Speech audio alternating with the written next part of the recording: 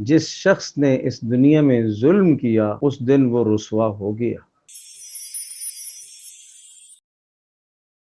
وعنت الوجوہ للحی القیوم وقد خواب من حمل ظلم۔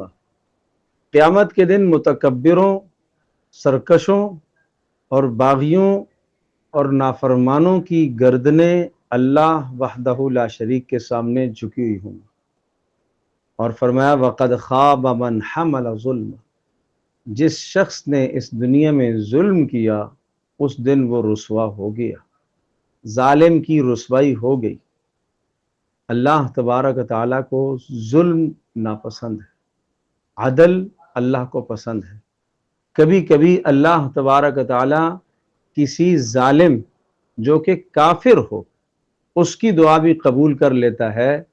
اس مسلمان کے خلاف اللہ تبارک و تعالیٰ کسی کافر کی جس پر ظلم ہو رہا ہو، جو مظلوم ہو، اس کی دعا اللہ قبول کر لیتا ہے اس مسلمان کے خلاف جو کہ ظالم ہے۔ اس لیے نہیں کرتا اللہ تبارک و تعالیٰ کہ اللہ تبارک و تعالیٰ کو اس ظالم سے محبت ہے، اللہ پاک کو اس کافر سے محبت ہے، یا اللہ پاک کو اس مسلمان سے نفرت ہے، نہیں، بلکہ اللہ تبارک و تعالیٰ کافر جو کہ مظلوم ہے اس کی دعا کو اس لیے قبول کر لیتا ہے کہ اللہ پاک کو ظلم برا لگتا ہے، اللہ عدل کو پسند کرتا ہے، اللہ انصاف کو پسند کرتا ہے۔ تو اپنی زندگی سے ہمیشہ آدمی ظلم نکال دے۔ ظلم ضروری نہیں ہے کہ کسی کو تھپڑ مارنے کا نام ظلم ہے، کسی کے مال پر ہاتھ ڈالنا ظلم ہے، کسی کی عزت کو پامال کرنا یہ ظلم ہے، اور اسی طرح سے کسی کو حقیر جاننا یہ ظلم ہے، اور کسی کی جان کو ہلاک کرنا یہ ظلم ہے۔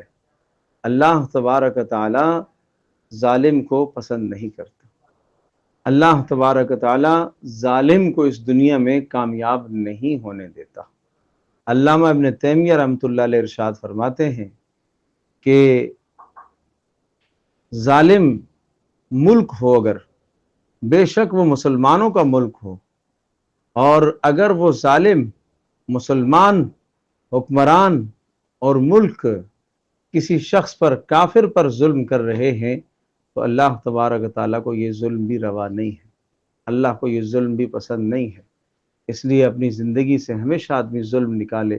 میری زبان سے کسی پر ظلم نہ ہو، میرے ہاتھ سے کسی پر ظلم نہ ہو، میری سوچ سے کسی پر ظلم نہ ہو۔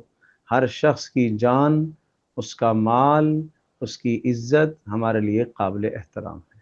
سوشل میڈیا پر سب سے قدیم اور سب سے ریلائبل برانڈ درس قرآن.com